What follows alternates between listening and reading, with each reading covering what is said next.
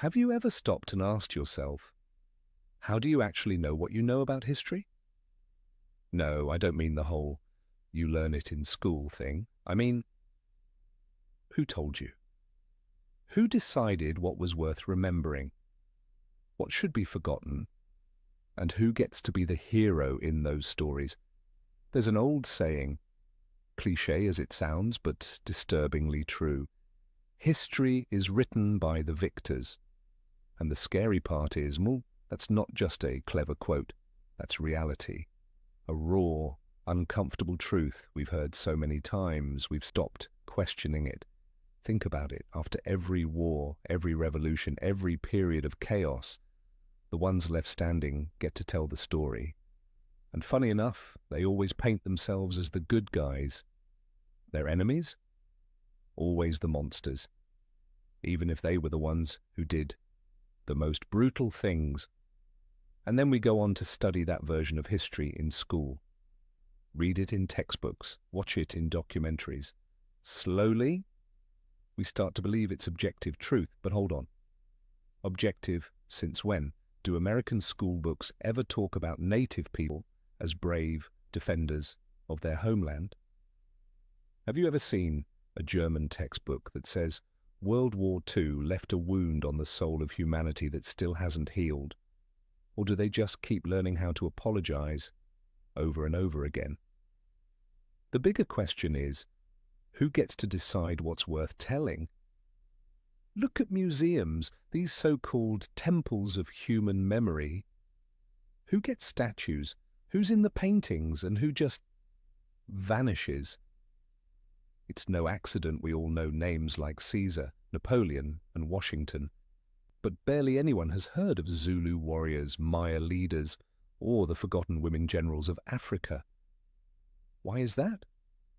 Because history is never neutral. It's a weapon. A powerful one.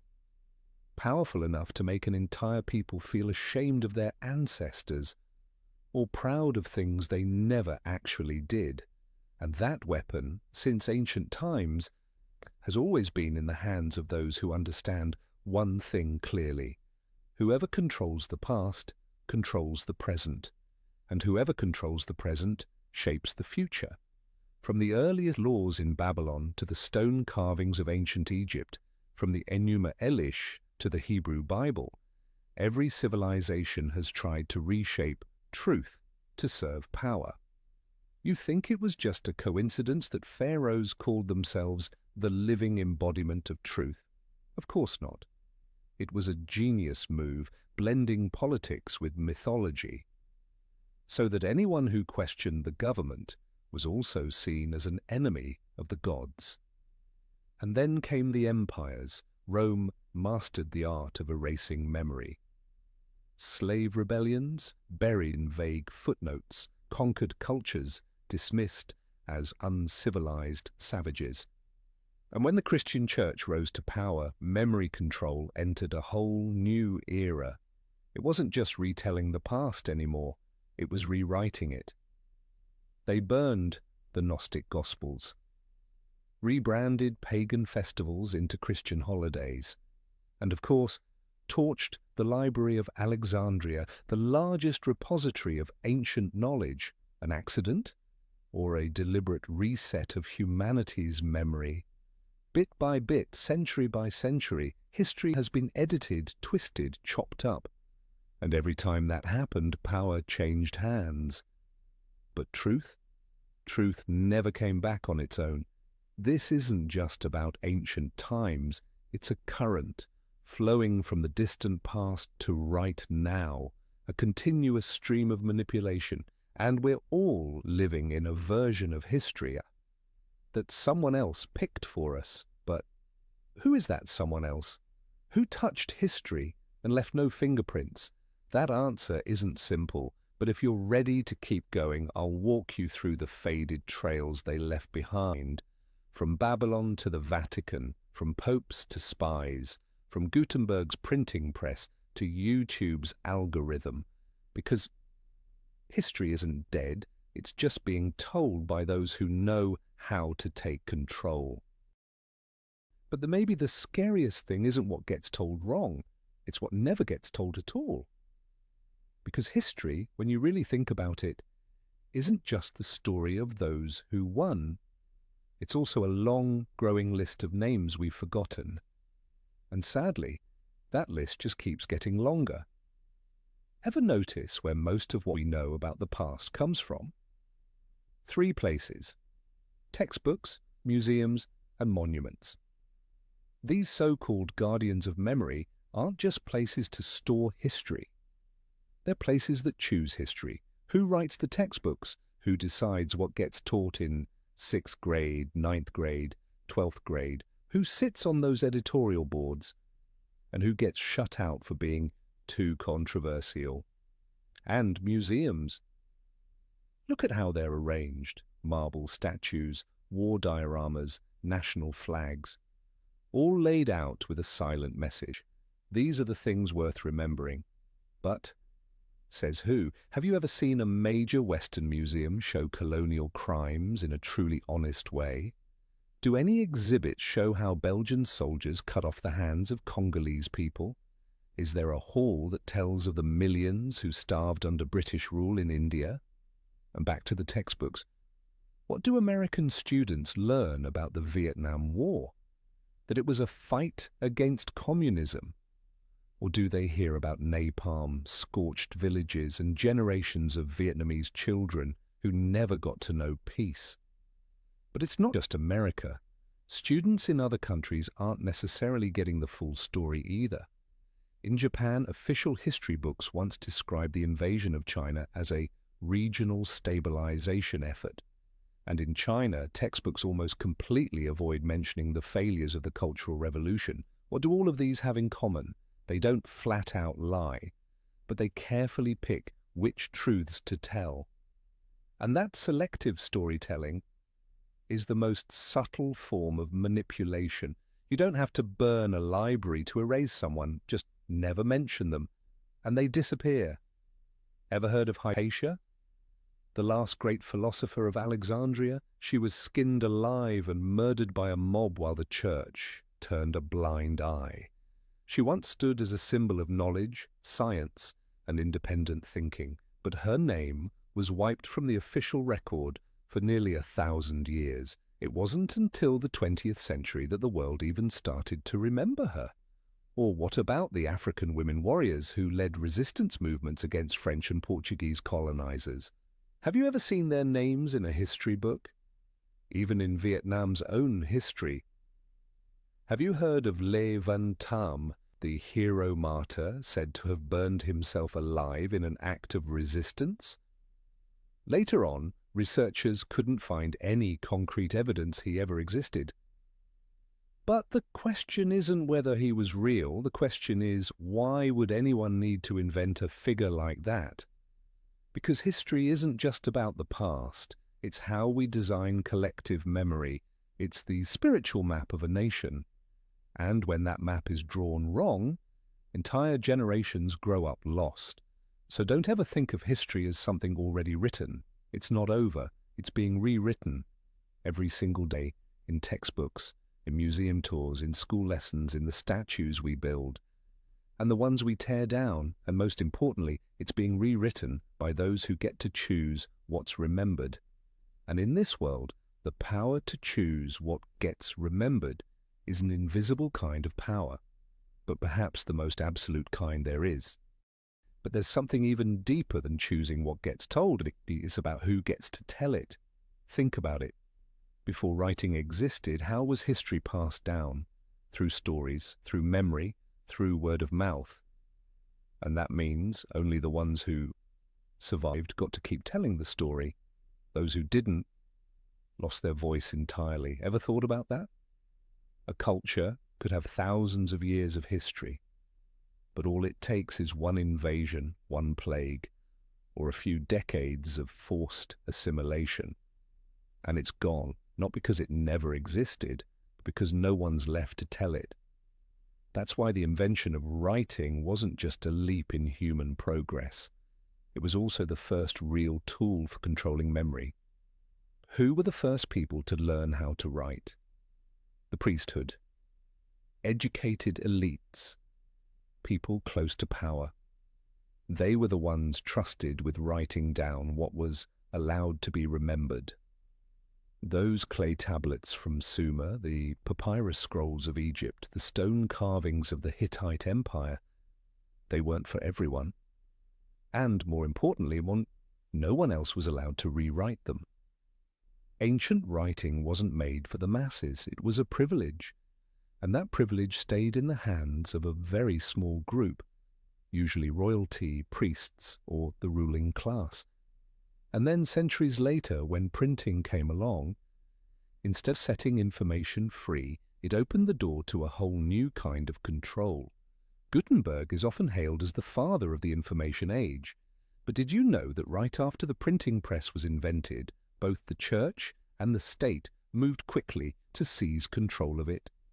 In Europe at the time, if you wanted to publish a book, you needed a license. Every printed page had to be approved. Anything considered heretical, rebellious, or a threat to public order was banned, burned, and the author?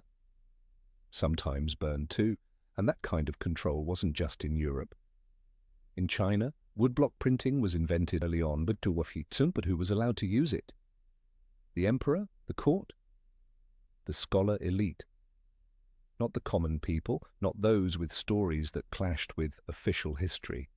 Across the world, tools for writing and recording weren't invented to empower everyone. They were created to protect the power of a few. Language followed the same pattern. In India, Sanskrit was once a sacred language, but only Brahmins were allowed to study it. In Europe, for centuries, the Bible was only written in Latin, meaning ordinary people couldn't read it themselves. They had to rely on official interpretations. So even if you had a story to tell, you didn't have the language to tell it in a way that could be heard. Now imagine hundreds of civilizations from Africa, from pre-Columbian America, from ancient Australia, each with their own history, myths, and memories. But without writing systems, without printing presses, without official documents to protect those memories, one conquest, one wave of assimilation, and it all gets wiped clean. Writing, printing, language, they're not neutral tools, they're filters. And the real power doesn't lie in who tells the story. It lies in who controls the filter. Today we read books, search Wikipedia, ask Google, listen to podcasts, and it feels like we have total freedom of information. But in truth, we're still consuming what's been digitized, curated, and tagged as reliable. And the scary part, sometimes an entire culture doesn't need to be burned away. All it takes is for no one to reprint it, or no one to translate it into a major language. And just like that, it vanishes. And if we trace history all the way back to the world's earliest civilizations, back when writing and law were just being born, we'll notice something very clear. History was never meant to be a neutral record of the past. From the very beginning, it was a tool, a weapon used to hold on to power. Let's start with Babylon. When people talk about Mesopotamia, they usually mention the great cities, the rivers, and of course, the Code of Hammurabi, one of the earliest written legal codes in human history. But what most people miss is this. It wasn't just law. It was a historical declaration. Take a look at the beginning of that code, not the rules and punishments, but the opening lines where Hammurabi says, "I, Hammurabi, chosen by the gods, bring justice to the world." Sound familiar? It's the classic formula. Legitimizing political power through divine authority. That law was carved in stone. Not so everyday people could read it, but to declare to the heavens, this law isn't made by man, it comes from the gods, through the king, and if the law comes from the gods, who dares question it, change it, challenge it? See, this wasn't just a legal document, and it was one of the first examples of official history, where one person defines what's right, writes it down, and makes himself the hero of the story. From that moment on, one thing becomes clear. In ancient civilizations, history didn't sit outside of politics. Man, history was politics, and that becomes even more obvious when we look at ancient Egypt. There, pharaohs weren't just kings, they were considered living gods. They were truth. And the highest symbol of that order was Maat, the goddess of truth, harmony, and justice. But here's the thing. Maat wasn't truth the way we think of it today, like scientific objectivity. Maat was a sacred order, an ideology defined by the pharaoh himself. The pharaoh didn't just rule with armies, he ruled with stories, with a version of history written like mythology. Military victories were carved into temple walls. Every battle ended in triumph. When nature lashed out, it was portrayed as the universe testing the greatness of Pharaoh. See what's happening here? When the ruler controls the entire narrative, any failure can be rebranded as fate, as a divine trial, or, more conveniently, just erased from the stone. And don't think this was just some ancient thing. This model, using divine power to legitimize history, was copied everywhere. From ancient China's mandate of heaven, to medieval Europe's divine right of kings, to modern regimes that declare their leaders the light of the nation. But the origin, the seed of it all, started in Babylon and Egypt, where writing, law, and religion were fused into one powerful storytelling machine, where for the first time history wasn't the voice of a community, but the single voice of a king carved into stone, made to last forever. And when a story lasts long enough, people stop questioning it and start believing it's the truth. But there's something even more subtle than law or divine titles. It's when power doesn't just use history to justify itself. It builds an entire worldview to convince people that without power, the universe would fall into chaos. That's exactly what the Babylonians did with the Enuma Elish, their ancient creation myth carved onto 7 clay tablets. At first glance, it sounds like just another mythological tale, but if you look closer, it's actually the unspoken constitution of the world's first centralized state. The story begins in chaos, fresh water and salt water swirling, ancient gods fighting, conflict erupting. A new generation of gods rises up against the old, violence spreads, and then one god steps forward, Marduk. What's fascinating is, Marduk wasn't the oldest god, not the strongest, not the original creator, but he made an offer. If I win this war, I will restore order, but in return, I become the supreme god forever.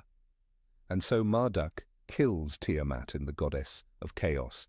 He splits her body in 2 to form the heavens and the earth, and then, using the blood of a rebel god, he creates humankind to serve the gods.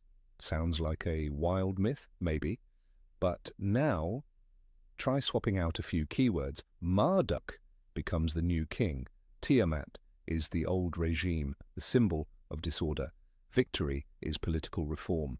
The new order is a centralized ruling system, and humans, we're the tools created to serve that system. Enuma Elish isn't just a myth. It's a victory speech, a declaration by a ruling dynasty told in cosmic language. And the fact that it was read aloud every year at the Babylonian New Year festival, in front of the people, in front of the officials, that makes it one of the earliest known forms of state propaganda. Every year, citizens heard the same story. Every year they were reminded the current order isn't just logical, it's sacred.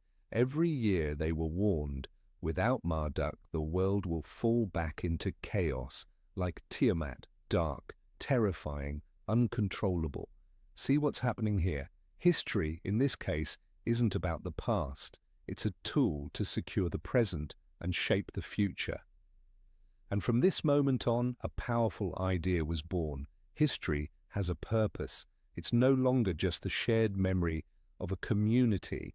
It's no longer oral tradition. It's a carefully constructed story with a message, an ending, and one clear goal: to legitimize whoever is in power right now. Since Enuma Elish, countless epic traditions followed the same blueprint. In India, the Mahabharata tells of a massive war between two royal lineages, but the central theme is always about preserving Dharma, the sacred order.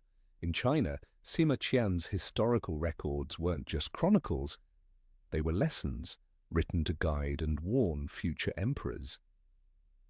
In Europe, the Hebrew Bible reworked earlier folk stories into a national history, one that provided divine justification for an emerging people, even when much of it clashed with archaeological findings. All of this stems from one quiet but powerful idea.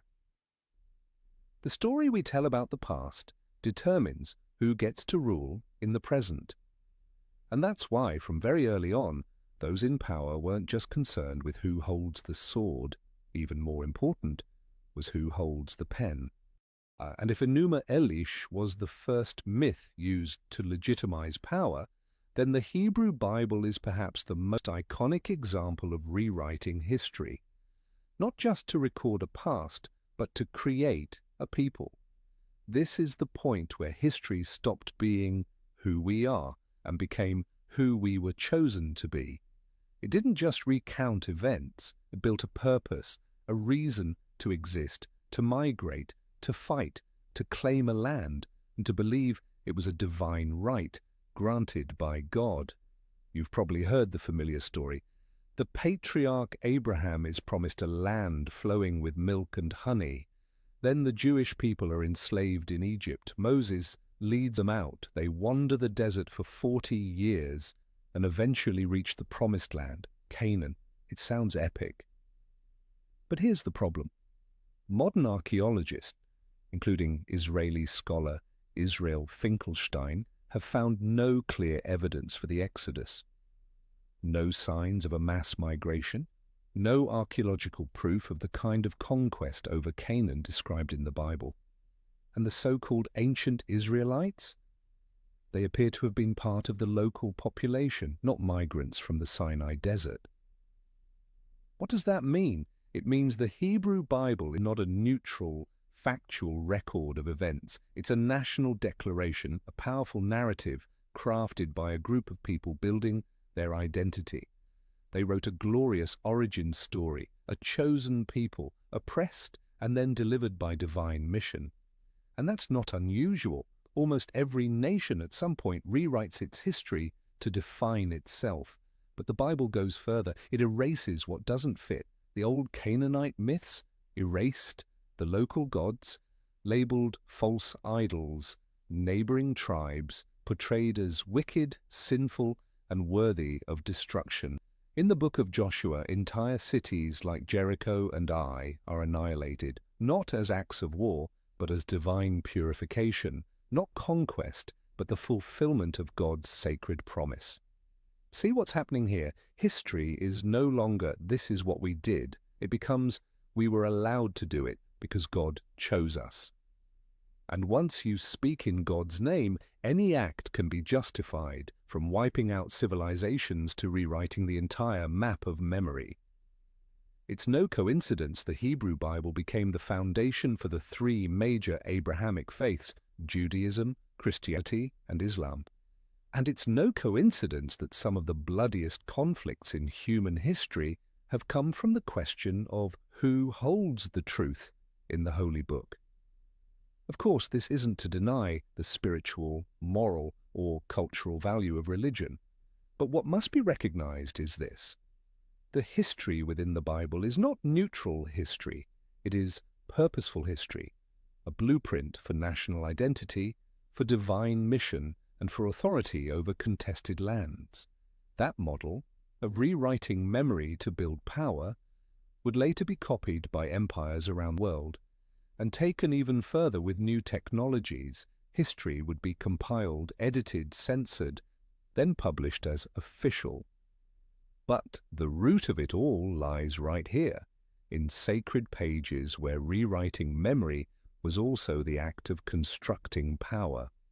If the Hebrew Bible marked the beginning of purpose-driven history, then ancient Rome was the moment when the official history machine reached peak performance. And it all began with something that sounds perfectly reasonable: state historians. The Roman Empire understood one thing very well: to rule a vast territory filled with hundreds of ethnicities, languages and religions, you needed a common language for the past, a story everyone could accept, repeat, and be taught. So they created a role, historiographus, the official recorder of history for the state. Their job wasn't to seek the truth, it was to curate the empire's memory. They wrote about the emperor's victories. They painted every rebellion as treason, as meaningless chaos to be crushed. And defeats, they simply never happened, at least not on record. Think about Spartacus, the slave leader who shook the Roman system to its core. How is he remembered in official Roman history? Barely a mention, just a few short lines laced with contempt, and then nothing. Meanwhile, Caesar's campaigns, Augustus's victories, they read like epic poems, entire volumes devoted to glorifying them. Roman history became a kind of theatre. Each reign was a scripted play, every emperor the lead actor. And the people, whether alive, dead, resisting or obedient, were just part of the backdrop. Anyone who didn't fit the story, erased, sometimes literally. Have you ever heard of damnatio memoriae? It was Rome's ultimate punishment, not to kill a person, but to kill their memory. Their name would be chiseled off stone, their statues destroyed, books mentioning them burned, and everyone was forbidden to speak their name again. In other words, if Rome didn't like you, you may as well have never existed.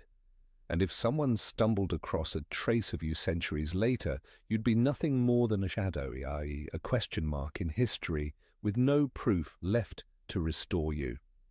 This wasn't just rewriting history, this was memory engineering, deliberate, organized, systematic.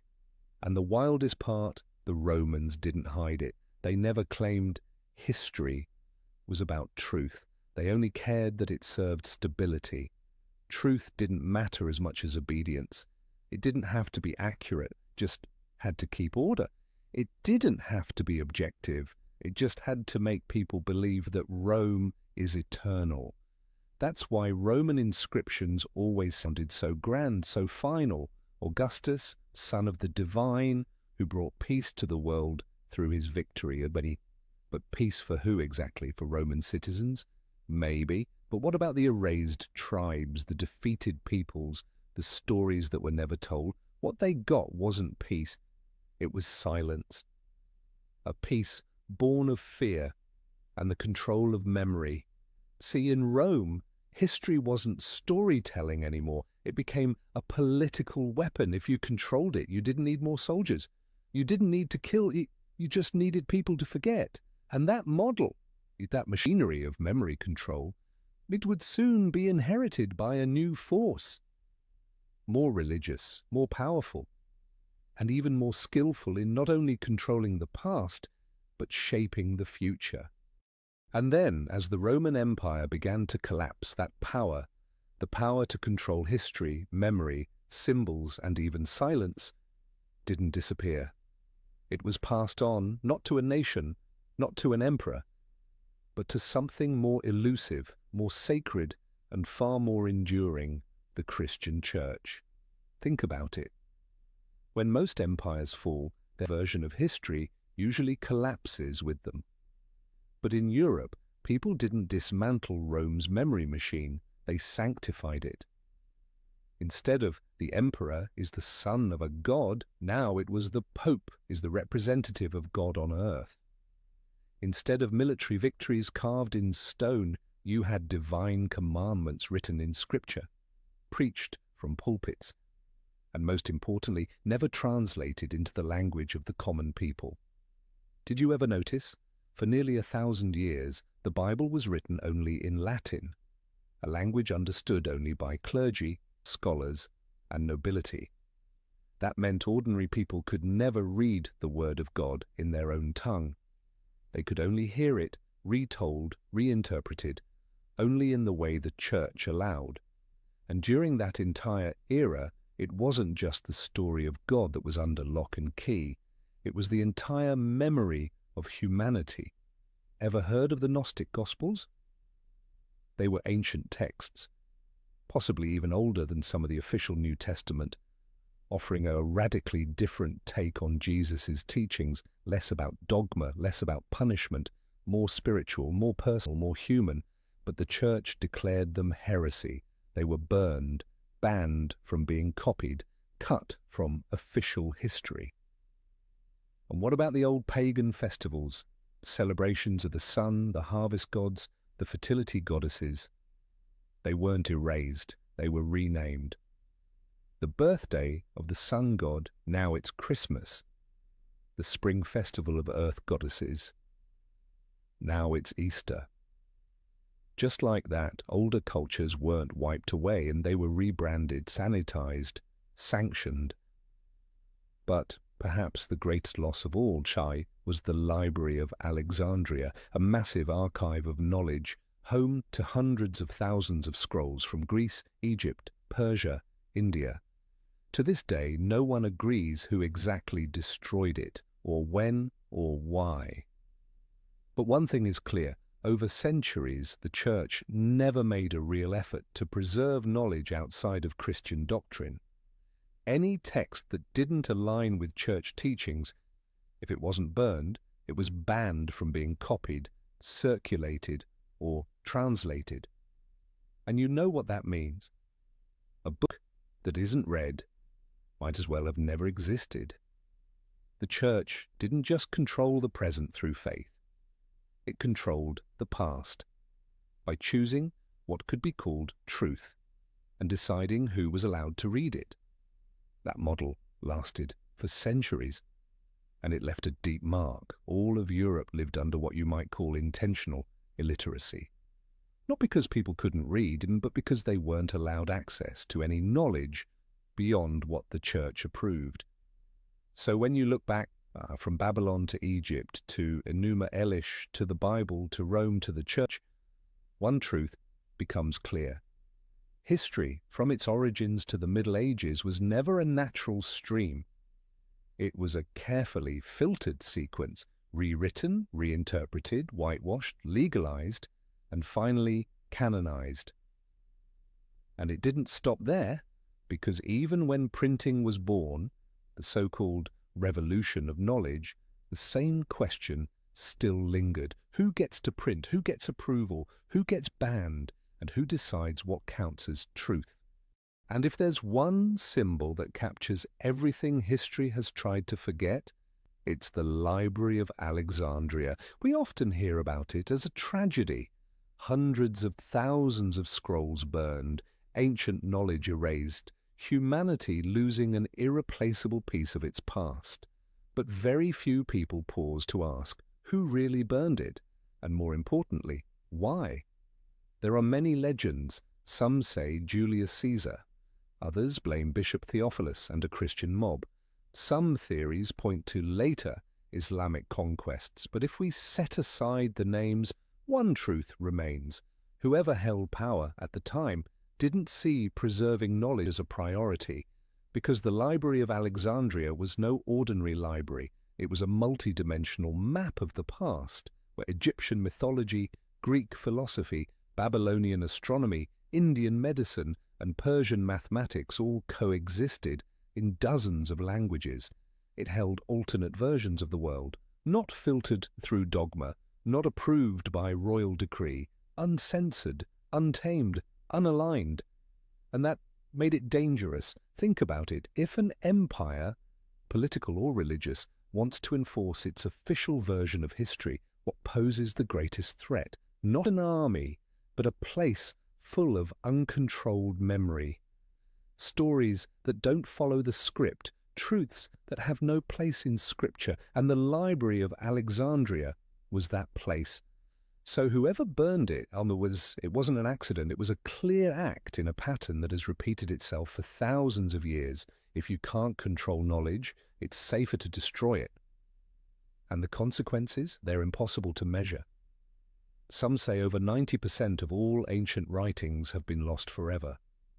We don't know exactly what the ancient Egyptians understood about the human body. We don't know how Babylonian astronomers mapped the stars. We no longer have the original texts of countless pre-Socratic philosophers. And even more haunting, we don't even know what we once knew. That's the truly terrifying part. Not the fire itself, but the way memory vanishes in silence. And when memory disappears, history gets rewritten. And when history gets rewritten, someone decides what's worth remembering and what will be erased forever. You see it now, don't you? From ancient kings to Roman emperors to the medieval church, and now to modern information systems. History has always been reshaped by invisible hands. And the burning of the Library of Alexandria, it wasn't the beginning, or the end, but the climax of a quiet, ongoing current. The more knowledge is lost, the easier it is to create a new truth. And then, after the libraries were burned, after the ancient scrolls were erased, human knowledge was no longer destroyed with swords or flames. It entered a new phase. It was locked away in languages the common people couldn't understand. We call that time the Middle Ages, but for knowledge, it was the age of linguistic imprisonment, especially when it came to the Bible, the most sacred, most influential book in the Western world, and also, for centuries, the most tightly controlled. Have you ever wondered, why was the Bible written and read only in Latin for 1,000 years? It wasn't because Latin was holier than other languages, and it certainly wasn't because God only spoke Latin. And the answer is simple. Latin was a language the average person couldn't understand. And if you can't read a book, then you have no choice but to trust whoever reads it for you. That's how the medieval church created a kind of intellectual monopoly unlike anything else in history. Not just control over knowledge, but control over access to knowledge, not banning books, but making them unreadable, not burning texts, but writing them in a language only they could interpret. And from there, the right to interpret became a form of power. Priests weren't just literate men, they were the translators of truth. And if you dared to question their version, sorry, you had no proof. You couldn't read the original. All you had was faith. And they were the gatekeepers of that faith. That's why anyone who tried to translate the Bible into local languages, German, English, French, was branded a heretic, hunted down, even burned alive. Remember this name, William Tyndale. He was an English scholar, early 1500s. The first to translate the entire Bible into English directly from Hebrew and ancient Greek, not from the Latin Vulgate. He believed one radical yet beautifully simple idea. Even the ploughboy in the field deserves to read the word of God. For that belief, he was arrested, strangled, and burned at the stake. It sounds like a contradiction, doesn't it? A religion that preaches love and truth, killing a man just for helping others understand the truth.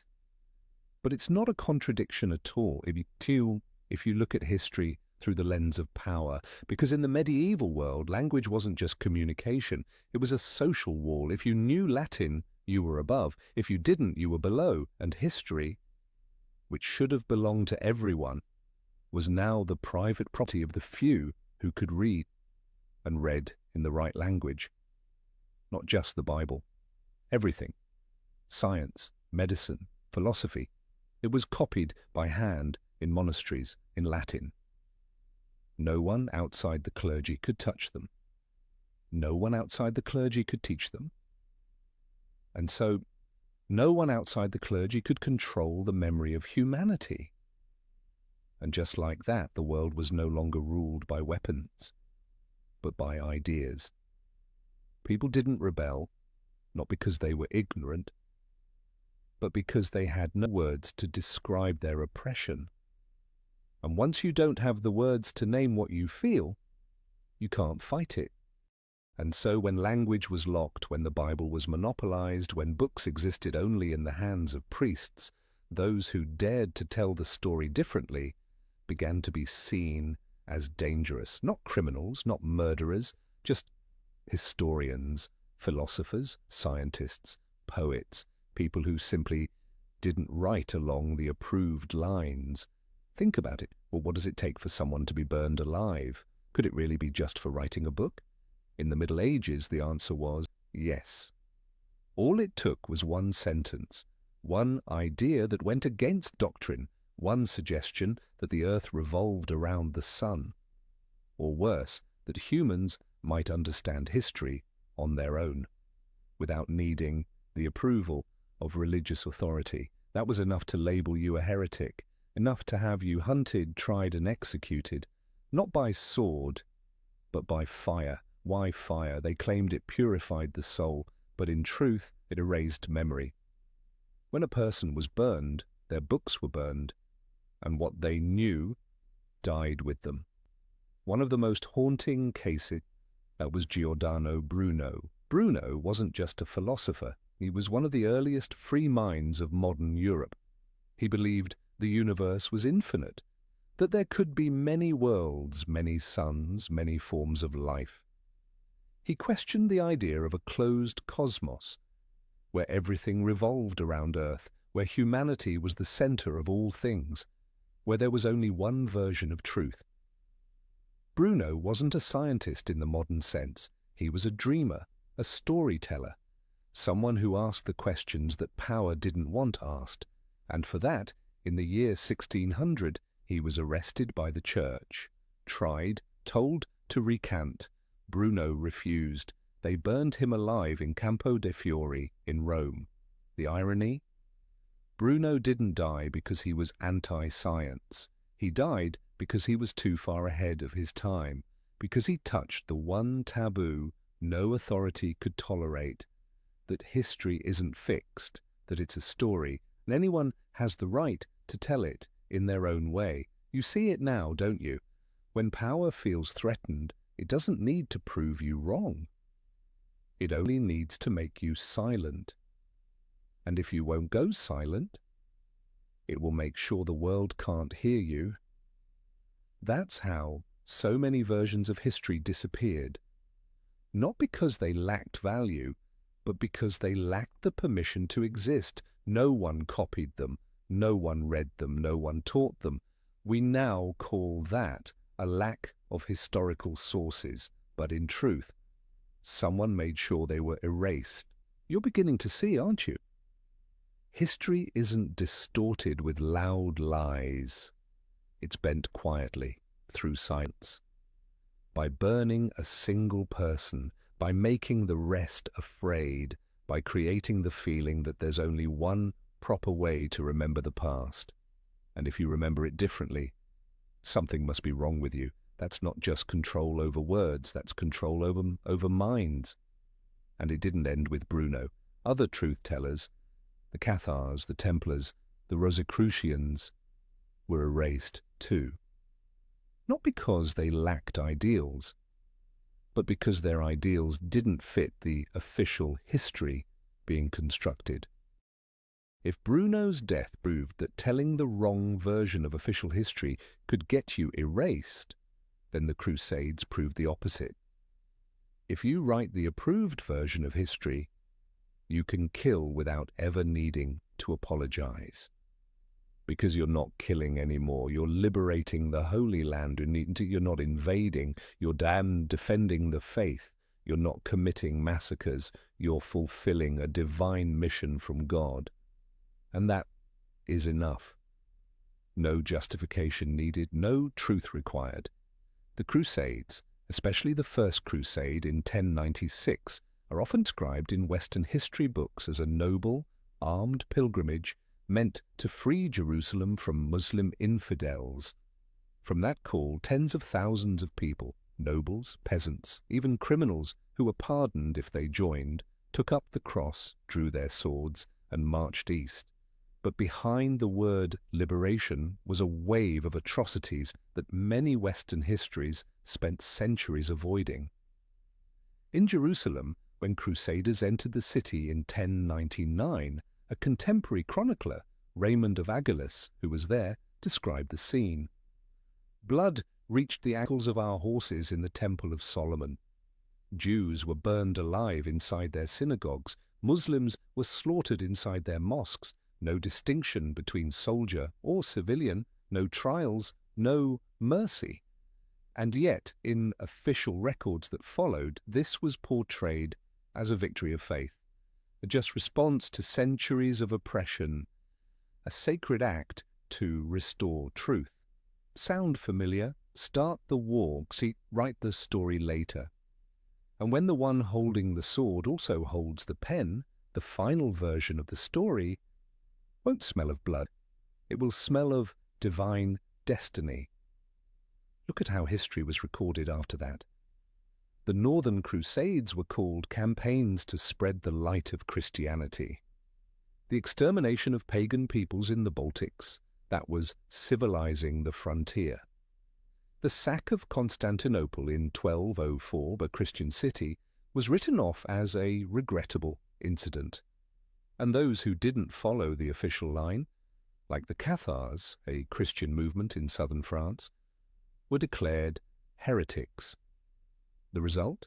The Albigensian Crusade, the first time Christians launched a crusade against fellow Christians in the name of God.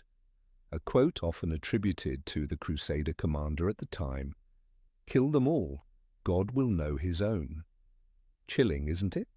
Once again, history didn't protect the truth. It protected power. It didn't ask who was right. It stood with who had the right to write. And that forces us to ask, how many wars have been masked with the word liberation? How many killers were turned into heroes simply because they fought under the right banner? The Crusades reveal a hard truth. When history is written by those who hold the sword and wear the holy robes, the truth will wear a cloak, but it will still drip with blood. But not everyone stayed silent. Not everyone bowed to the official flow of history. In the dark cracks of the Middle Ages, when everything was tightly controlled, when every word had to be approved, when even prayer was restricted to Latin, there were still people who kept another kind of memory alive. They didn't fight with swords. They didn't preach from pulpits. They worked in silence. They passed on knowledge through symbols. They preserved the fragments that had been erased from the official story. And because of that, they became targets. We know them by names like the Templars, the Cathars, the Rosicrucians, and others lost to time. Their common thread, they existed outside the official history and were eventually written out of it. Let's begin with the Cathars, a spiritual movement that flourished in southern France during the 12th and 13th centuries. They believed in purity. They rejected materialism. They didn't worship power. They didn't recognize the Roman Church as the sole voice of God. And most notably, indeed, they didn't believe that God could ever command someone to kill. To them, evil could not come from heaven. Sounds harmless, right? But Pope Innocent III called them a threat and launched the Albigensian Crusade to wipe them out. The city of Béziers was burned to the ground. Tens of thousands were killed, Cathar or not. No distinction, no trial, no mercy. And from that moment, the Cathars vanished from history. Not because they were wrong, but because they told the wrong story, the one that wasn't allowed. Then came the Knights Templar, one of the most powerful and mysterious forces of the medieval world. They fought in the Crusades. They were endorsed by the Pope. They owned land across Europe. And more importantly, They built their own system of knowledge. They weren't just warriors. They ran banking networks, used encryption, had secret symbols, and guarded documents no one else had ever seen. But over time they became too wealthy, too independent, too hard to control. And in a world where there can be only one official narrative, anyone with a voice of their own must be silenced. In 1307, under pressure from King Philip IV of France, and with the consent of Pope Clement V, the entire Templar order was arrested in a single night. They were tortured, forced to confess to heresy, burned at the stake, their assets seized, their records destroyed, their memory stamped forbidden, and in the official history they were labeled as lost souls or fallen knights. But the truth? They were guardians of a parallel stream of knowledge, erased before they could finish telling their part of the story. And finally, the Rosicrucians, the Brotherhood of the Rosy Cross, a mysterious group that emerged in early 17th century Europe, issuing manifestos that called for intellectual awakening and the fusion of science, spirituality, and philosophy. They didn't form a church, they didn't seek power, they simply declared that human history wasn't just the rise and fall of empires, but a deep inner journey, a search for truth beyond dogma. Immediately they were attacked from both sides. The church called them heretics. Rulers feared they were spreading free thought. And the result? Their name was pushed into the shadows. They were mystified, as if they'd never really existed, turned into myth. And just like that, history didn't need to burn them anymore. It only had to make them a legend, because when something is labeled too mysterious, people stop asking questions, and once the questions stopped, that memory dies the quietest death of all man by being deemed unimportant. October 13th, 1307, a Friday morning. Almost every major leader of the Knights Templar was arrested simultaneously across France. No war, no rebellion, just a royal decree, a quiet nod from the Pope, and a list of names already prepared. We often call it a purge, but in truth it was more like a memory execution, precise, efficient, leaving no trace. The question is, why? The Templars were once heroes of the Crusades. They were granted privileges by the Pope himself. Exempt from secular laws, they ran banks, protected pilgrims, built networks across Europe. They didn't betray anyone, they didn't rebel, they didn't defy openly, but they had one thing that power could never tolerate. They existed outside of control. The Templars had money, they had their own knowledge, their own symbols, their own libraries. They were connected to political forces and ancient knowledge circles, and worse, they had their own memory, a parallel version of history, separate from the official one.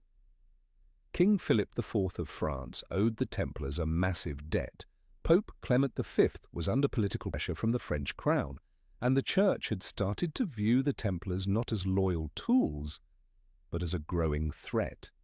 And so, history began to be rewritten. The Templars were accused of heresy, of worshipping demons, of performing perverse rituals. No real evidence, only confessions extracted under torture. Their assets were seized, their members burned, their name erased from official documents. The last Grand Master of the Templars, Jacques de Molay, was burned alive in Paris. But before he died, he looked straight at the Pope and the King and said, "Within 1 year, both of you will appear before God's court to answer for this crime."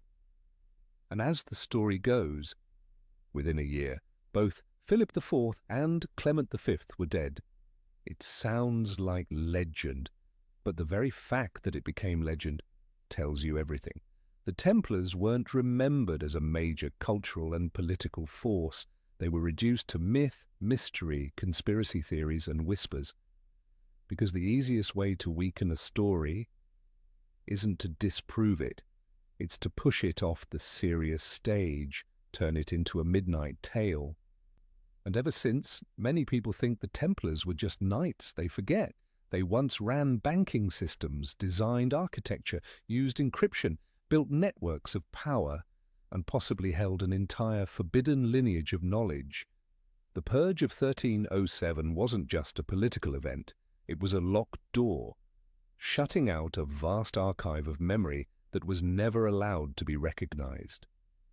No one dared tell the Templars' story again. And as always in history, when no one dares to speak, it means the victors have finished writing the final chapter. People often speak of the Renaissance as a golden age, a great awakening after the long night of the Middle Ages, the moment when humanity rediscovered reason, art, science, and ancient philosophy. The age of Leonardo, Michelangelo, Galileo, the time when lost knowledge was finally restored. It sounds hopeful, even heroic. But if you look a little closer, one big question gets quietly left out. Who was allowed to restore the past? And what exactly were they restoring? Because the Renaissance wasn't about digging up everything from history. It was a selective recovery, a curated revival. And just like every other era, the ones who had the power to choose also had the power to erase. The Renaissance didn't welcome everyone. Ancient Greek and Roman texts were hunted down, translated, celebrated, but a knowledge from India, Persia, the Islamic world, Africa, it was often dismissed as foreign, mystical, or incompatible with the enlightened spirit of Europe. Some of it was mistranslated, some was silenced, some had its content borrowed, but the source erased. Likewise, certain philosophers, like Plato and Aristotle, were revived. But alternative schools of thought, like mysticism, pre-Christian traditions, or suppressed religions like Gnosticism and Kabbalah, were treated as esoteric footnotes, never center stage. You see where this is going? The Renaissance wasn't just a rebirth, it was a reconstruction of memory filtered through the lens of the present. What does that mean? It means only the pieces of the past that aligned with the rising world view were brought back. The rest still buried. Even in the so-called Age of Light, for example, Arabic advances in mathematics were studied and adopted, but often credited as European developments. Persian medical texts were translated, but the translators were celebrated more than the original authors. Even ancient maps recovered from Middle Eastern manuscripts were republished in Western books, with the original sources removed, rebranded as examples of European exploration. And what about those who had guarded forbidden memories during the Middle Ages, descendants of the Templars, the Cathars, or indigenous wisdom traditions? They were not invited into the Renaissance. They remained outsiders, their knowledge still labeled mystical, irrational, and anti-progress. So here's the real question. Was the Renaissance truly a revival, or was it a rewriting of history? Because when you only shine light on the pieces of memory that fit your narrative, everything else stays in the dark. Or worse, it's labeled unworthy of return. So yes, Galileo turned his telescope to the heavens, and Leonardo mapped the human body with stunning accuracy. But most people of that era still lived in a world where knowledge that didn't serve the current structure of power was seen as irrelevant, or even dangerous. You see it now, don't you? The medieval curtain may have been lifted, but the stage still belonged to a select few, while countless other scripts remained hidden backstage. And then, in the middle of the Renaissance wave, came one of the most explosive inventions in the history of knowledge, Gutenberg's printing press. For the first time, the written word was no longer locked inside monasteries. For the first time, books weren't just treasures of the elite. For the first time, information could be copied rapidly, widely, across borders, across generations. It felt like an Enlightenment dream. And yes, in many ways it was a revolution. But look a little deeper and you'll realize something critical. The printing revolution didn't automatically bring freedom. It just changed who held the power.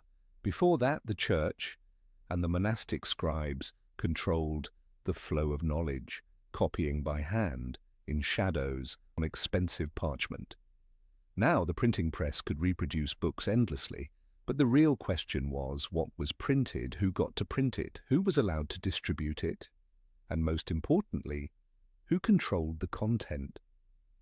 Because the danger of everyone being able to print anything was obvious to those in charge. By the late 15th century, kingdoms and churches moved swiftly to regulate the new technology. In France, Germany, Spain, every printing press needed a license. All books had to be approved before publication.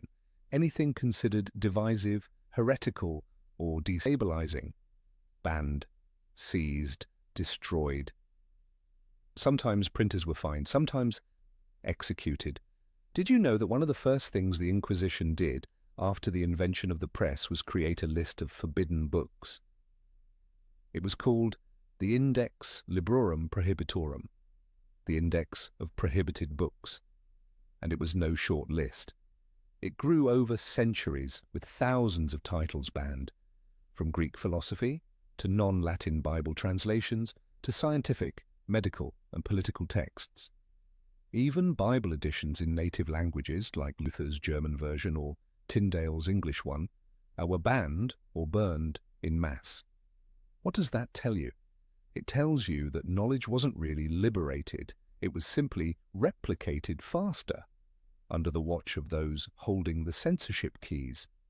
Now imagine, when a book was banned during the manuscript era, only one copy might be burned, but in the age of print, hundreds or thousands of copies could be burned at once, and with them, any chance for a different viewpoint to survive. In fact, there were times when print shops were so tightly controlled they became propaganda machines. Governments ordered the content, churches vetted the manuscripts. If it disturbed the official order, it wasn't printed. If it reinforced the dominant faith, it was printed by the thousands and handed out for free. You see it now, don't you? Technology doesn't free people by itself. Whoever controls the technology decides who it serves. The printing press wasn't the problem, but in the hands of the powerful, it became a tool to reinforce authority, not to dismantle it. And so instead of the dream that everyone would access truth, we got something else. Truth was still trimmed, packaged, and chosen. Only now, at high speed. When Europe entered the age of exploration, when ships sliced across oceans, crossed the Atlantic, reached Asia, Africa, and the Americas, they didn't just bring weapons, gunpowder, and gold. They brought something else, their own story. And they used that story to overwrite the lands they encountered, lands that had never been written by them, until now. And so history entered a new phase, colonial history, where the past of a people was replaced by the myth of discovery told by the conqueror. The Americas were no longer the home of millions of indigenous people, with their own civilizations, languages, religions.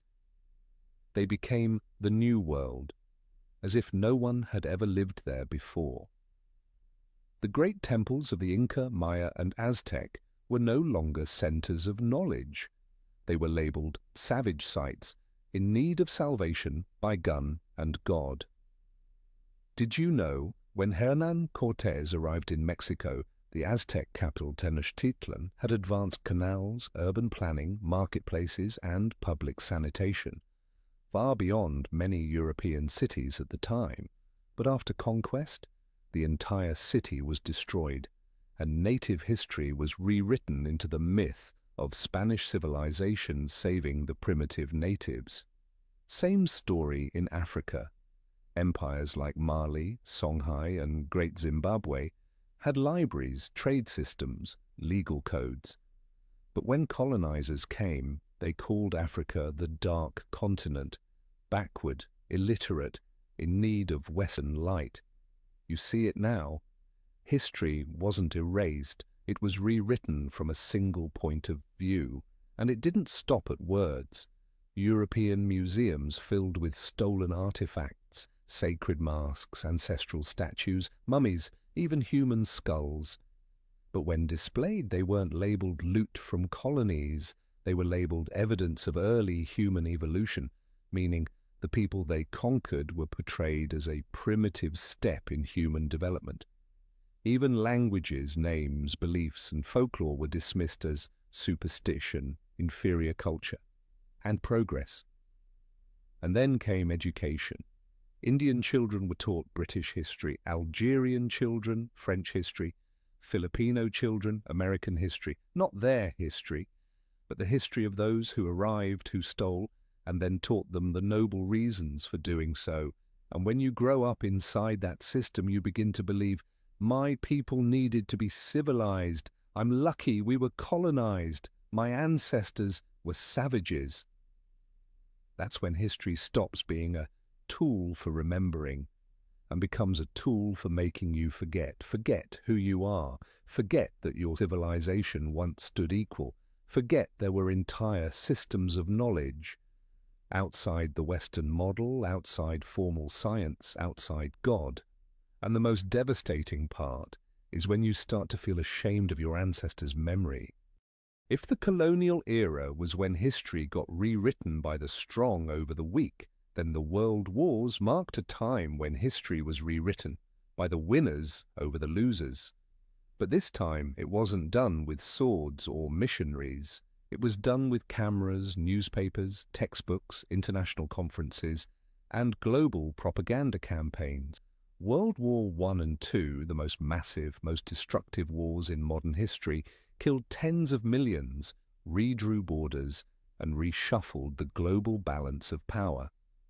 And once the smoke cleared, history was rewritten, not with truth, but with approved truth. Let's start with a simple reality. After World War II, the story was laid out very clearly. There were villains and there were heroes. Fascism was the enemy of humanity. The Allies were the ones who saved the world. That story isn't entirely wrong, but it's far from complete. A large portion of Nazi documentation was selectively destroyed after the war, and many Nazi generals, scientists, and engineers, they were secretly recruited by both the United States and the Soviet Union in operations like Paperclip. Their pasts were erased, their names were cleaned, and their contributions reframed. One worked on rockets for NASA, another developed weapons for the USSR. The official histories rarely mention their ties to concentration camps, because once you serve the winner, your past can be rewritten. Likewise, the atrocities committed by the Allies, like dropping atomic bombs on Hiroshima and Nagasaki, or the firebombing of German cities that killed hundreds of thousands of civilians, were labeled necessary and unavoidable, or the only way to end the war. But ask yourself this, if the Axis powers had used atomic bombs first, would the historical narrative be so forgiving? You see the pattern now. When the victors write history, they don't need to justify everything. They just need to make it sound reasonable. And if something can't be justified, they just don't talk about it. The official history of the world wars, the one we learn in textbooks, is a heavily edited script. It emphasizes the crimes of the defeated, it downplays the sins of the victors, and most of all, so it erases the voices that were never allowed to speak. Japanese survivors of the atomic bomb, no dedicated chapter. German civilians killed in Allied air raids, barely a footnote.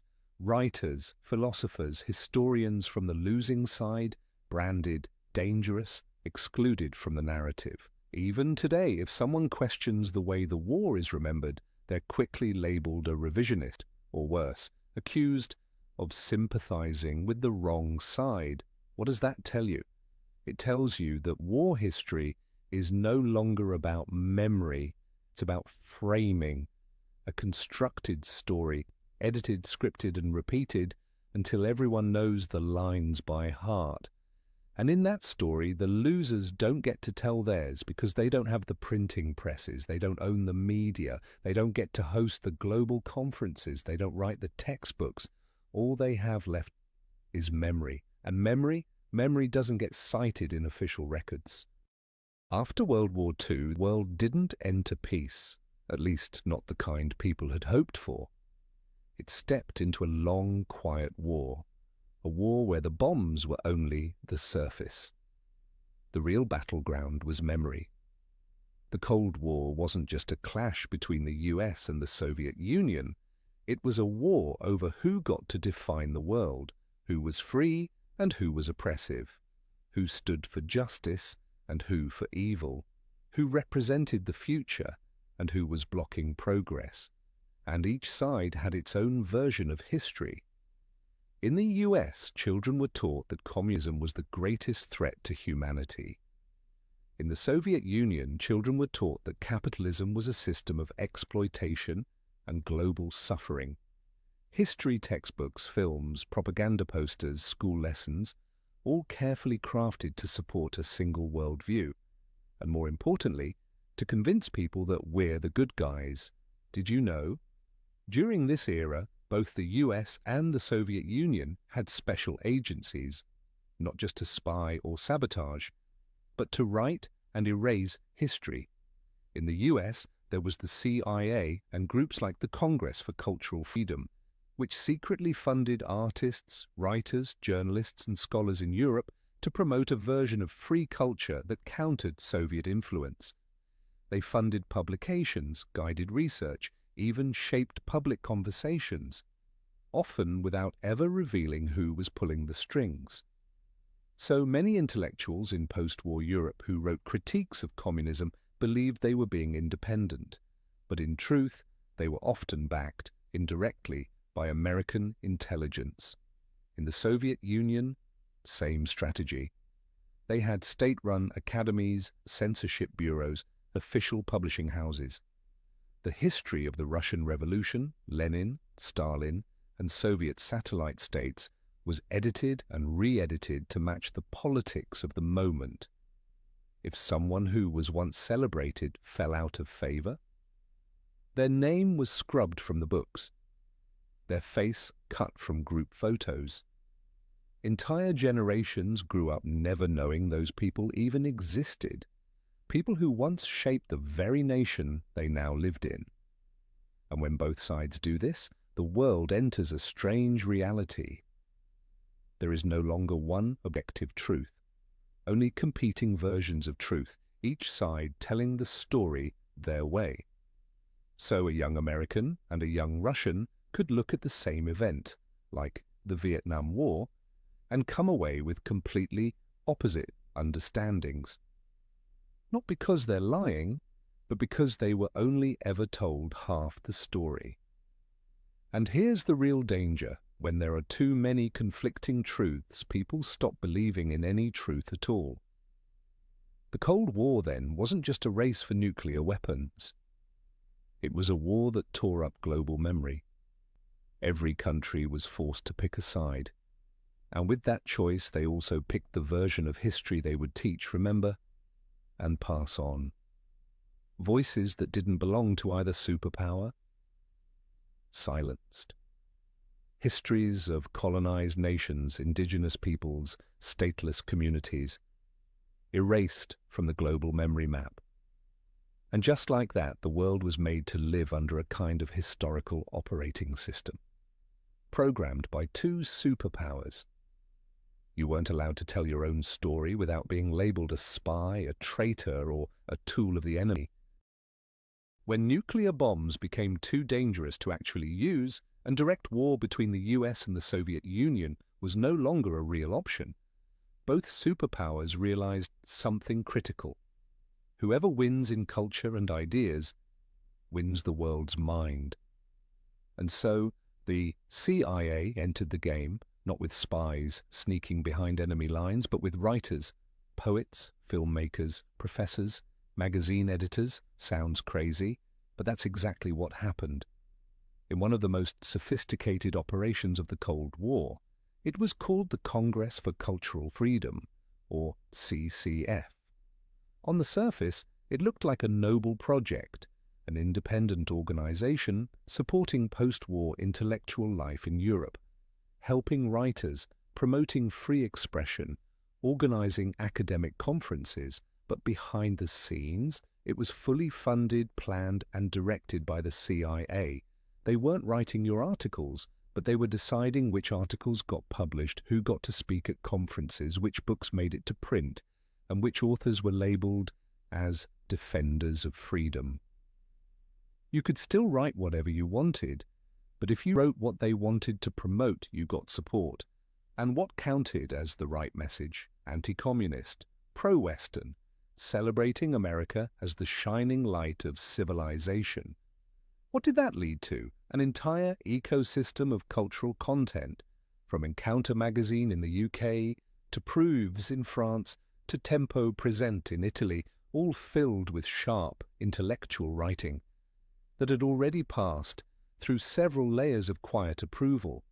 Writers, poets, critics, philosophers, all seemed independent, but many were quietly steered by soft influence, not by force, but by funding, not through censorship, but by choosing who gets published, who gets the grants, who gets invited to the next big international symposium.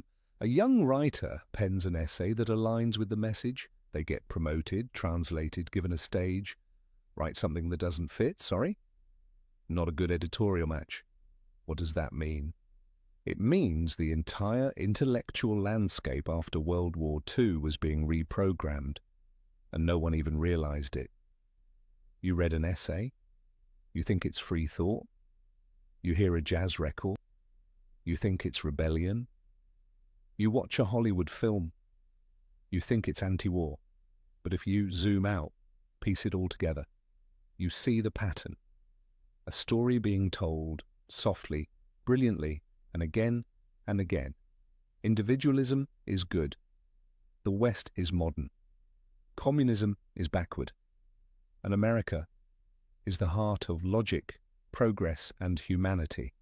See it now? This wasn't crude propaganda like Nazi posters or Soviet murals. This was propaganda wearing the face of art. And that made it 100 times more effective. Because when an idea comes through a beautiful film, a moving song, a novel that makes you cry, you'll believe it without ever feeling pressured. And that is how the CIA rewrote history. Not through textbooks, but through emotion. They didn't need to erase the past. They just needed you to fall in love with a version of the present they'd already designed. Have you ever wondered why some questions never make it into university curriculums? Why certain PhD dissertations are never approved? Why parts of history, even with clear evidence, are still labeled as unfounded, methodologically weak, or simply not academically sound? The answer doesn't lie in the quality of the research. It lies in who gets to distribute the truth. The modern academic world, with all its research institutes, peer-reviewed journals, and scholarly committees, is supposed to be the place where the most reliable knowledge is created. But here's what few people ask. Who funds it all? And what kind of truth are they paying for? Let's start with a basic reality. Research costs money. Professors need grants. Universities need funding. Academic journals need publishers, editorial boards, and impact scores. So, naturally, whoever holds the money holds the direction of knowledge. Did you know that during the post-World War II years, many research projects on politics, history, and society at major American universities were quietly funded by civilian organizations that were later revealed to be fronts for the CIA? No need to force anyone to write anything.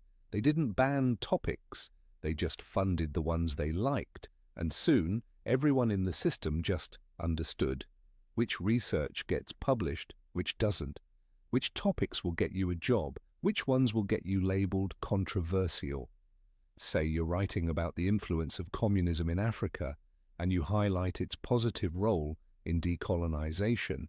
Good luck getting published. Say you're analyzing the Vietnam War, and you frame America's role not as support, but as invasion. Expect to be told you're biased, but write about the positive effects of Western free markets in post-colonial nations. Suddenly, you're invited to speak. Your paper gets cited. Your next grant comes through. Starting to see the pattern, academia stopped being a place to find truth. It became a place to filter which truths were acceptable. And over time, the history taught in classrooms ceased to be the messy, complex memory of humanity and turned into a clean narrative sponsored by whoever paid the bills. And what about the scholars who didn't play along? Many became independent, self-published, but without peer-reviewed journals, without an ISBN, without recognition from the mainstream academic community, they were dismissed as unverified, unprofessional, lacking academic rigor, which really means the only way to be heard is to speak in a voice the system approves. Every other voice, you don't need to silence it. You just don't let it appear. And so students across the world still read thick textbooks filled with citations, beautifully formatted, deeply academic, but they never realize what they're reading is a version of history that got funded. Have you ever held a history textbook from any country and assumed it was simply the truth, simplified for students? It's not. It's not just knowledge, it's a system of curated memory. Textbooks don't appear out of nowhere. They're the product of committees, political decisions, behind closed doors meetings about what's appropriate, what reflects national spirit, and what preserves cultural identity, and above all, what avoids controversy. And you know what that means, right? When people avoid controversy, they're often just removing the complex or inconvenient parts of memory. Take a simple example, the Vietnam War. In the US, students are taught it was an effort to contain communism in Southeast Asia. In Vietnam, it's taught as a heroic resistance against American imperialism. In South Korea, it's framed as part of the global struggle against communism. And in France, it's glossed over because the colonial occupation of Indochina isn't exactly something they want to spotlight. Same war, different story, each one tailored to protect national honor. And when a student grows up with that version, they carry a fixed mold of history in their mind. Later in life, if someone tells a different version, they don't see it as just another perspective. They see it as betrayal. Now, apply that same logic to other chapters of history. In Japan, textbooks often downplay or omit the rape of Nanking, the sexual slavery system, and the human experiments carried out during World War II. In China, these are central themes in the curriculum. In South Korea, students learn about the long, painful struggle for dignity under Japanese occupation. In the US, those stories are often skimmed, while the focus shifts to the heroic liberation of Asia by American forces. Or consider the Bengal famine of 1943, where 3 million people in India died under British colonial rule. In Indian textbooks, it's shown as a direct result of British policies. In British textbooks, that event is almost invisible. You see, history isn't about the event. It's about who gets to tell it and who edits it. And the most important part? Children don't get to choose. They're not shown multiple versions. They're given just one. That version is approved by a ministry, taught by a teacher, tested in exams and embedded in their minds as truth. But in reality, it's just state-sponsored memory. And once a memory is programmed from childhood, it becomes the deepest form of belief. No one needs to censor it anymore. The students themselves will defend it as if it were sacred truth. We often repeat the saying, history is written by the victors.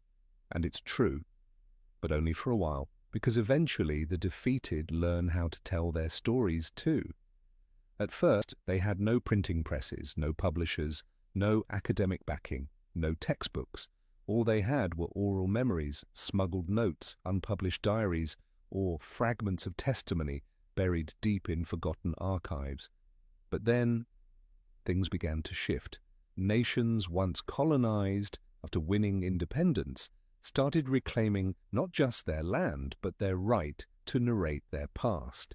No longer would they only study the philosophy of Voltaire or the greatness of Anglo-Saxon civilization, but instead stories of their own, stories that had once been scrubbed from the textbooks. In India, post-colonial scholars re-examined the British Empire not as a period of infrastructure building, but as a deliberate system of extraction, engineered famines, and cultural breakdown.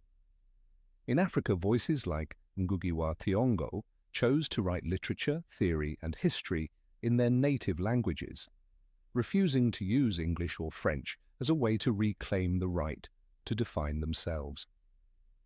In Latin America, historians and activists started to retell the past about coups, CIA interference, massacres of peasants, once buried under polite phrases like protecting freedom.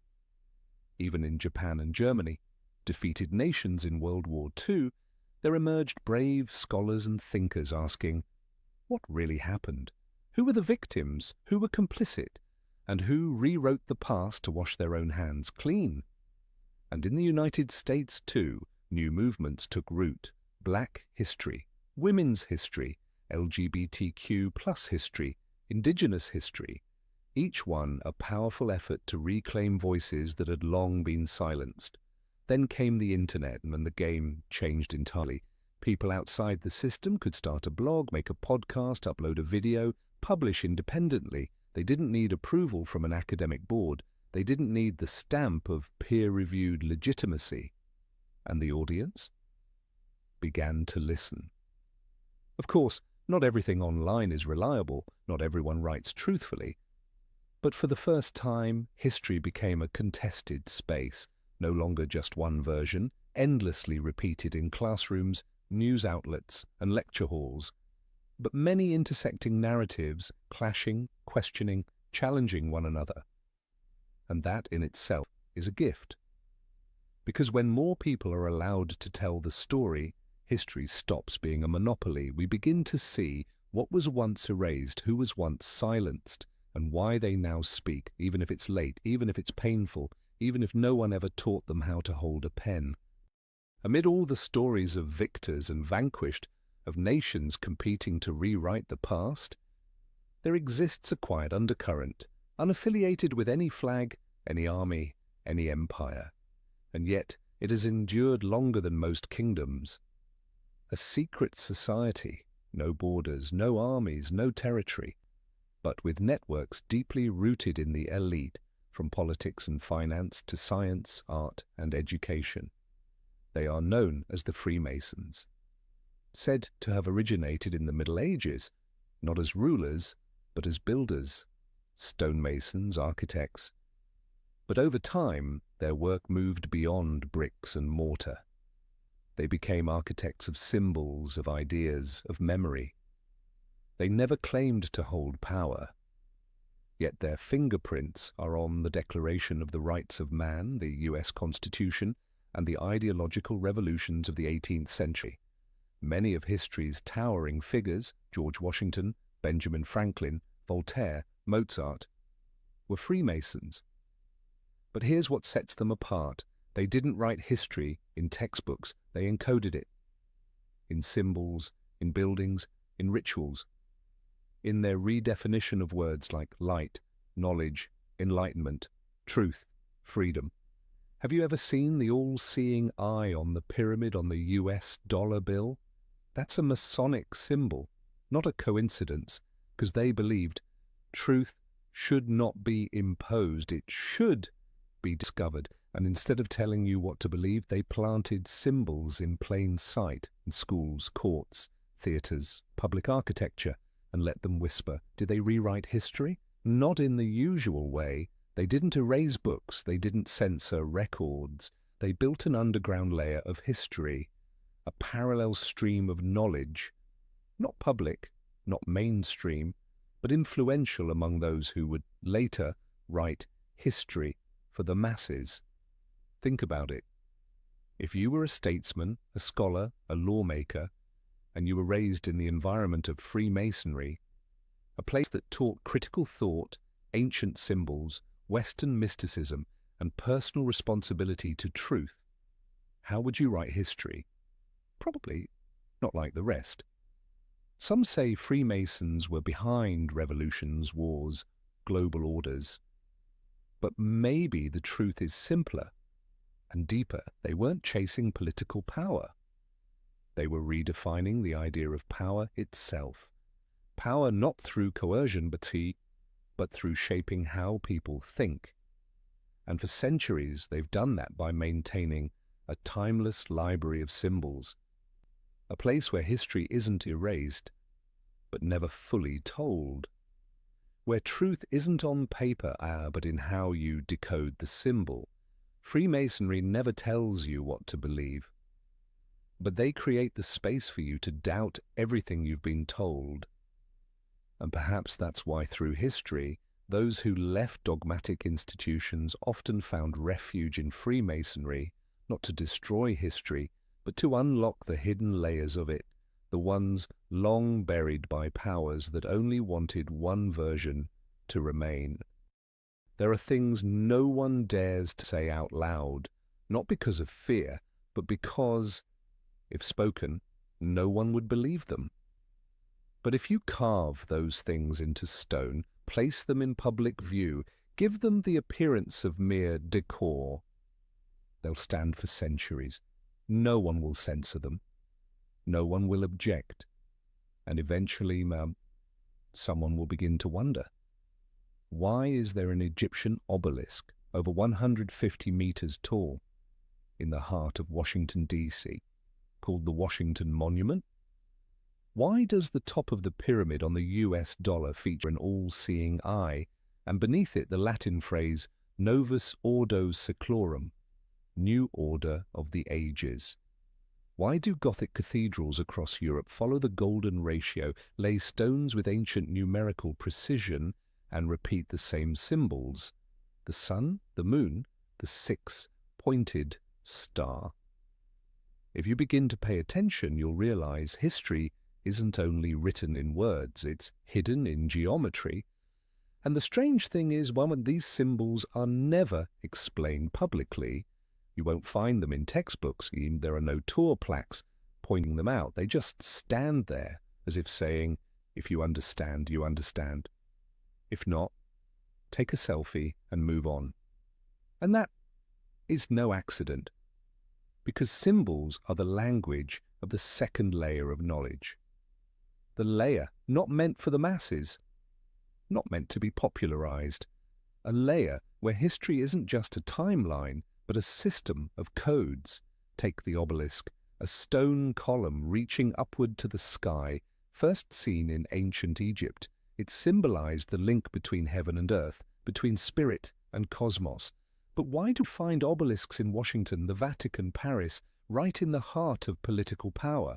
And why, during major ceremonies, do people gather precisely in front of these symbols? Or the eye in the triangle, called the Eye of Providence. It appears in architecture, currency, paintings, even films. It's often explained away as the Eye of God. But why is it so deeply tied to Freemasonry, to Gnostic texts, to the lighting systems of medieval churches? Then there's sacred mathematics, the golden ratio, 1.618, the Fibonacci sequence, the number 33 in Freemasonry, the 13 stars and arrows on the dollar bill, the number 7 across Judeo-Christian traditions. These aren't accidents, they're intentional codes repeated through architecture, urban design, scripture, and even state rituals. Do you see it now? When history cannot be openly told, some choose to embed it into structures, and structures cannot be censored. No one can erase a monument 100 meters tall. No one dares demolish an ancient wall just because there's a strange symbol carved into it. And so symbols survive. through every regime, every ideology, every rewrite of the textbook. They don't need to be believed, they just need to exist. And someday, someone will begin to look again, ask questions, and realize the history we're taught may not be a total lie, but it has left out everything that's been right in front of us all along. In the past, history was written in books, carved into stone, told by human voices. But now, we're entering a strange new era. History is being told by algorithm. You open YouTube, TikTok, Google, you type a phrase, Vietnam War, French Revolution. Who built the pyramids? What appears is not a line of truth. It's a stream of selections, curated not by historians, but by machines. Not what's most accurate, but what's most popular. What gets the most engagement? What makes you stop scrolling? And that is the age of post-truth history. Whether it's true or not matters less than whether it feels compelling, whether it fits your demographic, whether it aligns with things you already liked. The algorithm learns you, then begins showing you you. The more you watch a certain viewpoint, the more you're shown similar content. And before long, you're living inside your own version of history, complete with sources, footage, expert voices, it's completely disconnected from anything that contradicts it. You begin to think, this is the truth. But in reality, the truth has been shattered into fragments, then reassembled to fit your personal feed. And in this era, AI isn't just a search tool. It can create history, a fake video, a doctored photograph, an analysis stitched together by machines from millions of sources, even a virtual expert with a perfect human voice, flawless logic. But no one knows who wrote the script. And if you lack the depth to verify, compare, and challenge, you may believe what you're seeing is history. That's when human memory begins to be reconstructed by machines. No author signs it, no one takes responsibility. Only a vast system, constantly learning your habits and retelling the past in the smoothest, most palatable way possible. History becomes content, something you scroll through. No longer deep, just fast. No longer debated, just repeated. And when something is repeated often enough, it becomes common knowledge. Not because it's true, but because no one bothers to check anymore. As people began to question everything, in a world where no one knows who to trust, and history is reduced to 30-second videos, something unexpected happened. People started searching for real voices again, not perfect voices, not approved by universities, not dressed in suits on television, but honest, patient, and unafraid to ask difficult questions. And so a new generation of storytellers emerged, not from national libraries, but from bedrooms, from a microphone plugged into a laptop, from a YouTube channel, a Spotify feed, a Substack newsletter. Voices once pushed aside for being non-official began to find audiences of their own. And the surprising part, more and more people are listening, from YouTube channels that retell history through a post-colonial lens to podcasts re-examining the Vatican, Freemasonry, or disappearances in wartime, from independent researchers with no formal degrees but decades of deep reading and forgotten archives, to freelance journalists reopening cases the mainstream left behind. All of them are weaving a new network of memory. And the most important part? There is no central censor, no approved version. Each channel is a voice, and the audience has the right to choose, to listen, to question, to debate, or to believe. Of course, not everything is accurate. Not every voice is careful with evidence. But precisely because they are free from academic boundaries, independent historians are able to touch on topics the traditional system long avoided. And that has sparked a wave of resistant history, quiet, unofficial, but growing. For example, many first learned about the atrocities of Belgian colonialism in the Congo, Not in school, but through an independent video with archival images and subtitles. Many came to understand the murky reality of the liberation of Iraq, not through major newspapers, but through an investigative podcast. Many saw the map of Palestine from 1946 to now for the first time on a TikTok. You see? While the old system drowns in skepticism, these new voices, small as they are gaining trust. Not because they're flawless, but because they dare to dig deep. They dare to say the uncomfortable. They dare to admit what they still don't know. And so a new order of memory is quietly taking shape. No longer a shared history from school textbooks, no longer a national broadcaster reading the past on your behalf, but millions of people, each with a perspective, a story, a slice of time, and the audience slowly piecing them together into something more dimensional. Yes, it's messy. Yes, there are errors.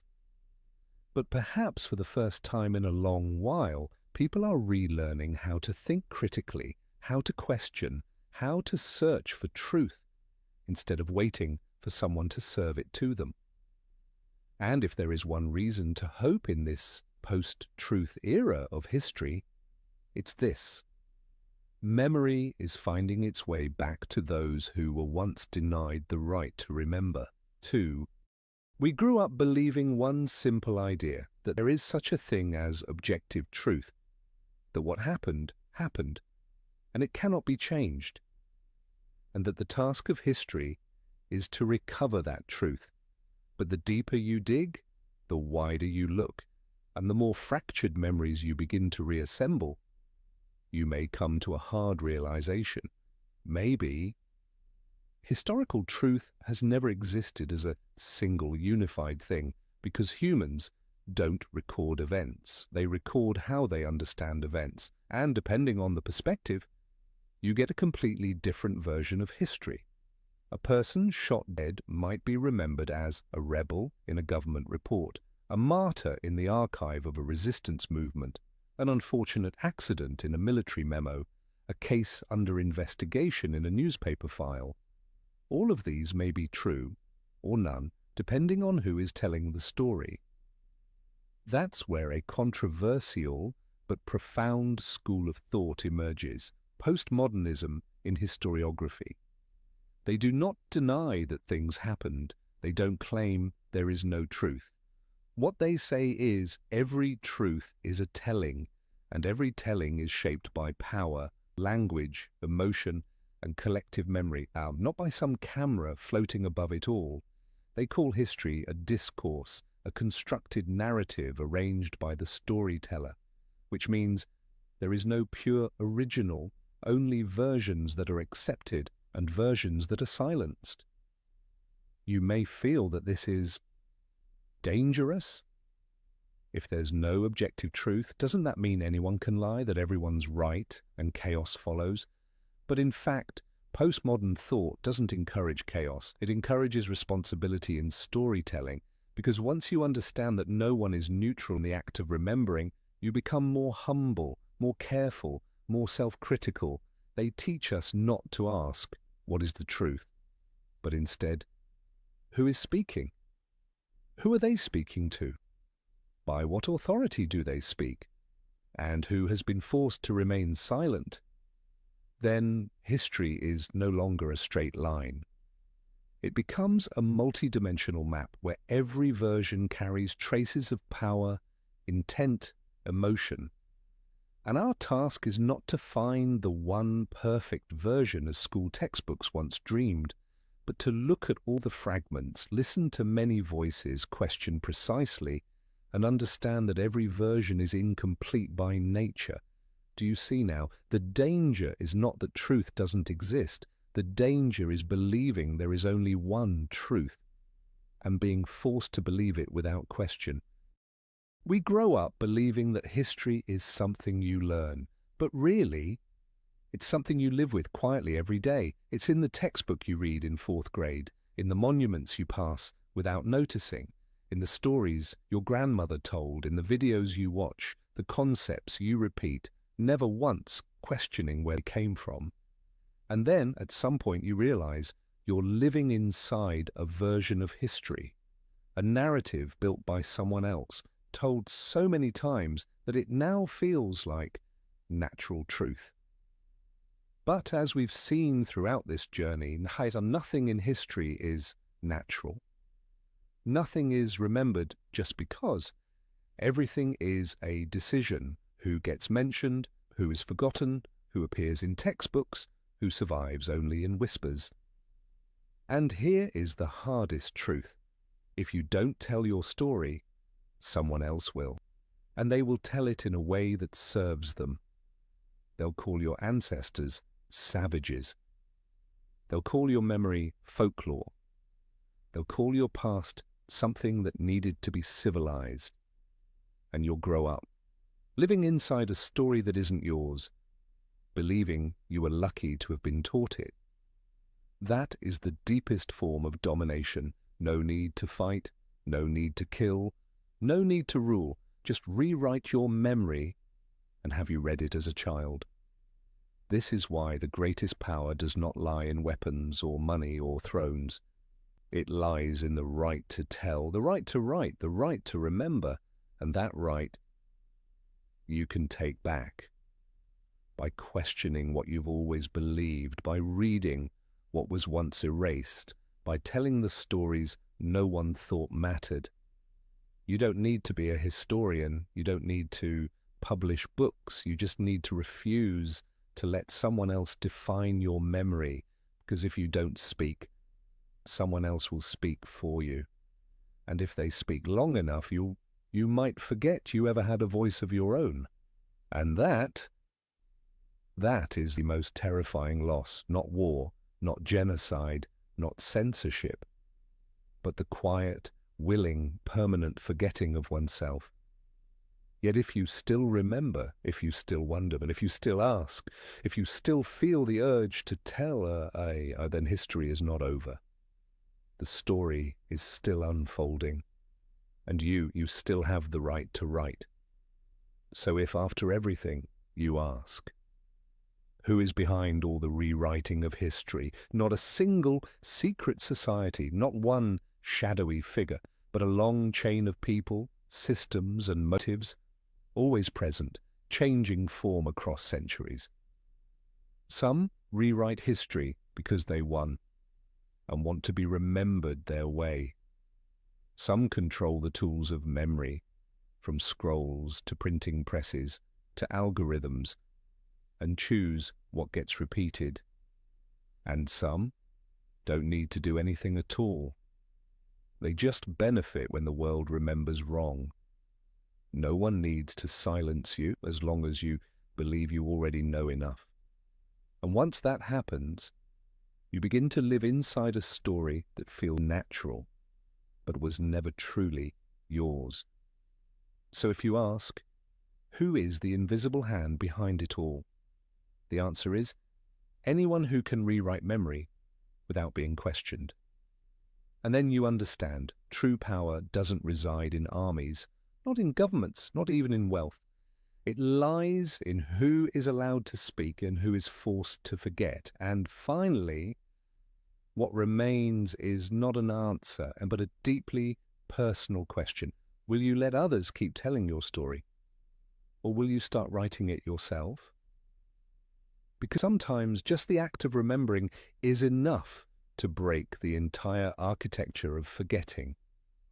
And in that moment, history truly begins.